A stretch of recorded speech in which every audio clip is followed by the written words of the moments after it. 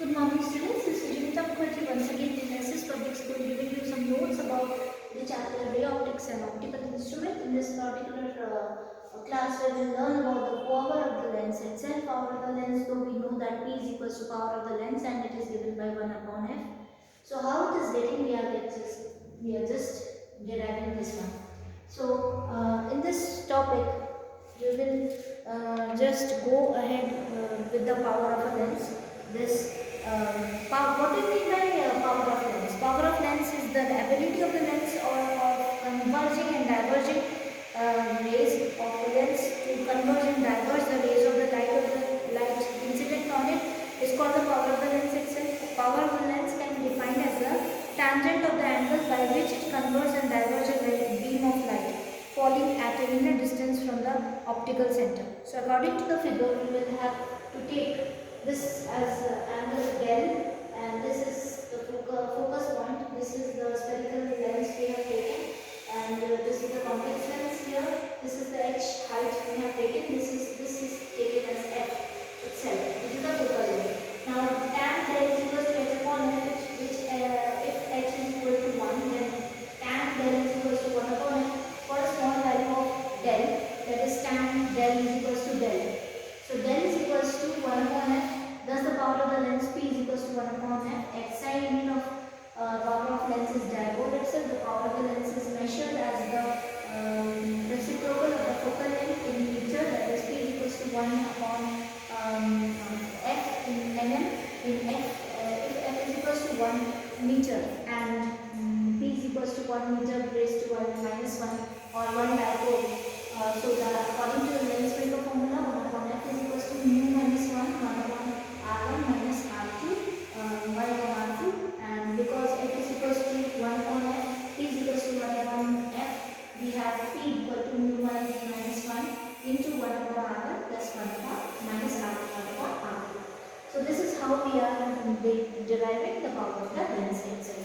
Now combination of a lens in contact, which is another topic which is given in this particular session of this particular class. Okay. In this we have taken the two lenses into action, and this is the pole itself, and this is the object, and this is the image forming an eye and I1. Okay.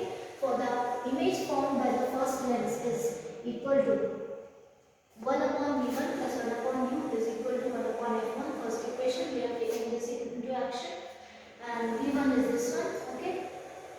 This is the first image we are forming. Here it is forming, and for the same image formed by the second lens is 1 upon v, 1 upon v1 is equals to 1 upon f1. This particular images we are taking, this one and this two. Okay. So equation number 1 and 2 we have 1 upon v minus 1 upon u is equals to 1 upon f1 plus 1 upon f2. This is third equation. The two lens system is regarded as equivalent to the single lens of the focal length f. We have 1 upon v minus 1 upon u is equal to 1 upon f. So equation number 3. From equation number 3 and 4 we will have 1 upon v and 1 upon f is equals to 1 upon f1 plus 1 upon f2. Fifth equation we can take like this.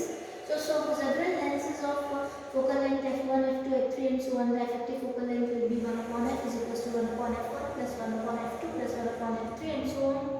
Sixth equation, in terms of power, equation number 6 can be written as p is equals to p1 plus p2 plus p3 and so on. Now in this particular section, I have considered the AB as the focal length of the f1 and f2 placed in contact with each other. An object is placed at point O, as I have told you, and the first lens produced as I1 and the virtual image, and thus the virtual image for the second lens will be B, produced at the final image at I1. So first is I1 and then is I.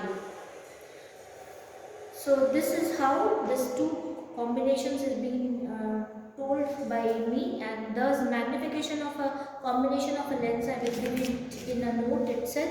Thus as you know, this magnification of the lens is very much clear by this particular formula, m is equals to m1 plus m2 into m1, m2 into m3 and so on.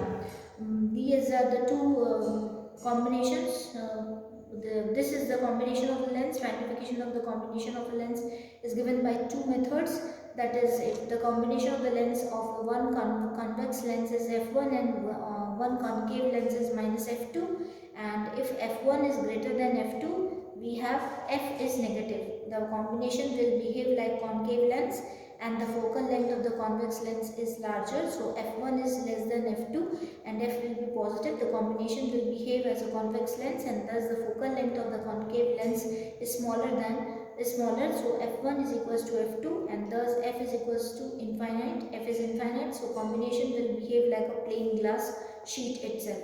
It is given by two formulas. It has been assigned, so please go through the PDF which I am giving with these particular notes, so that you will be able to understand this particular topic very well. So looking forward for yet another topic in which I will explain to you some instruments which have the lenses, such as compound microscope and many more things.